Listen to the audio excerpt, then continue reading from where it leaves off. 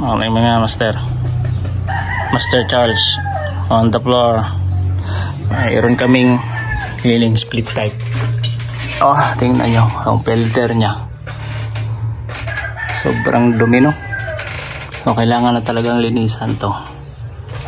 Mga ano na to, 4 na buwan 5. Kasi classmate ko lang yung may-ari dito.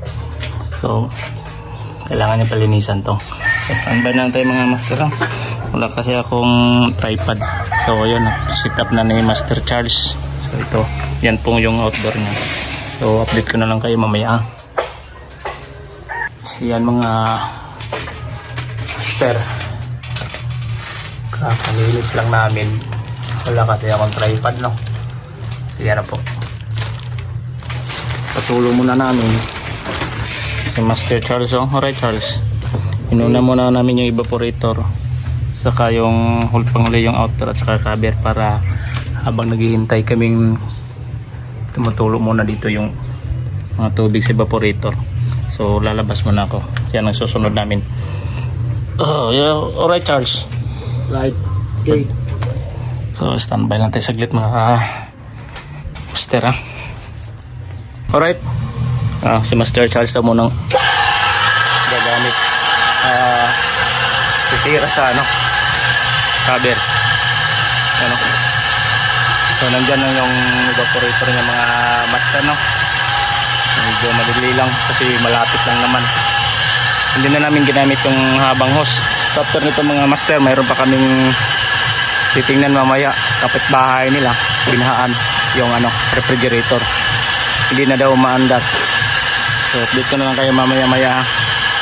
Kailangan ko muna tong gabayan si Charles kasi matagal-tagal na rin daw siya hindi nakapaglinis. Balik ito dati ang trabaho, ngayon bumalik. Oh yan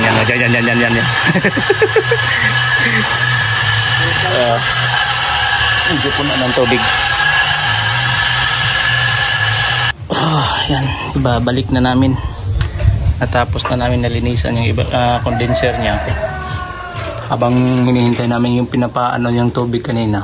O yan Charles, standby lang tayo mga master, ha, kasi liligpitin pa ni Master Charles doon habang ako na may ibabalik ko yung mga cover nya. Ito yung filter dryer. So yan mga master, may balik na namin. Madali lang kasi balik tong cover ng Panasonic kasi ano dito, yan lang, clip lang yan dito. So pag ganitong brand, yan, kita nyo, clip lang yan, oh. So minsan kasi yung ibang cover ng evaporator ng aircon mahirap tanggalin, baklasin, pero ito madali lang kasi clip lang yun sa itaas. So yan po yung brand. So nililigpit na ni Master Charles. So yan, may pupuntahan pa kami mamaya, isang unit tsaka refrigerator din. Hindi daw umaandar. Umaandar pero hindi lumalamig. So update ko na lang kayo mga master, ha. So tip lang, pag maglinis kayo, paandarin nyo muna yung unit. Kasi kanina hindi namin napakita na pinaandar namin kasi ano, wala na kami sa oras. Napaandar muna namin, saka namin lilinisin. So yun lang po. At saka safety first, i-off nyo yung breaker. So maraming salamat mga master.